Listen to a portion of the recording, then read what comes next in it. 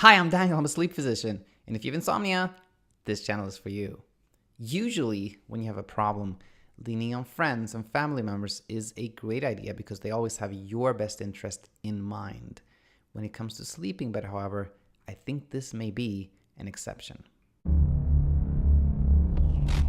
It is so nice that you're tuning back in here. Really happy about that. And if you're new to the channel, a big welcome to you, of course.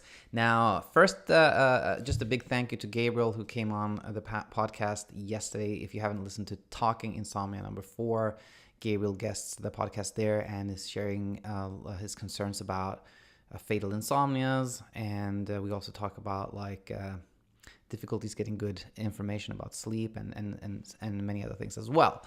Now, today I want to talk to you about something that crossed my mind when I received an email from Naomi, who has shared several emails with us here.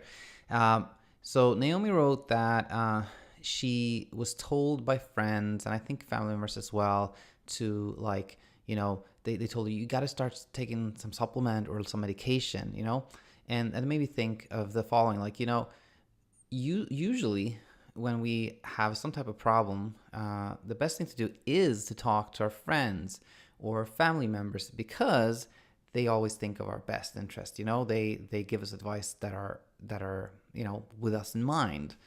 And the same thing applies to sleep. Like when we tell somebody oh my gosh, I have a hard time sleeping, I just can't sleep, then our friends and family members, they try their best to guide us and help us. But the problem is, they usually don't really understand what's going on. They may have had insomnia and gotten over it somehow, but they don't really understand it.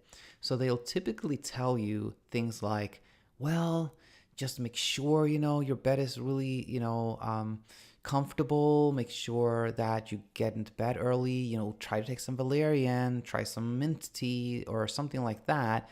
And it's really well-meaning, but it doesn't work. If you have some kind of fleeting issues, maybe it helps. But if you have what probably everybody's tuning in here has, more serious sleep problems, those things don't work. In fact, as we talked about before, they often backfire. You try the mint tea and then you maybe think it works. I slept good last night, but then next night you don't sleep good. And then you're like, oh my God, maybe I get a double up on it. Or maybe I also need to do this. And then kind of the whole thing escalates. So this is just a quick little thing. Friends and family members are great for most things when it comes to, sleep insights, sleep tips, how to recover from insomnia. Maybe, take their advice with a pinch of salt or two.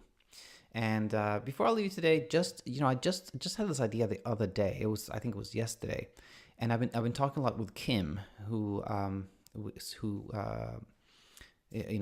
shared an email with us earlier, and Kim is in this early stage.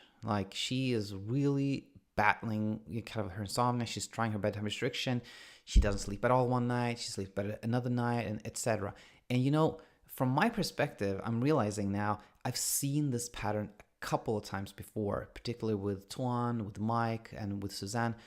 And I'm thinking of creating these kind of podcast style episodes where I basically go through the entire conversation, leaving out anything that can identify a person, of course, but reading through a series of maybe 20 emails, so that people can really understand what the process is like and see how difficult the first couple of weeks are, how much of a battle this really is, and then how kind of the dust settles and how things look brighter down the line. I think this will really help people like maybe yourself see what the process is of using CBTI techniques to overcome insomnia.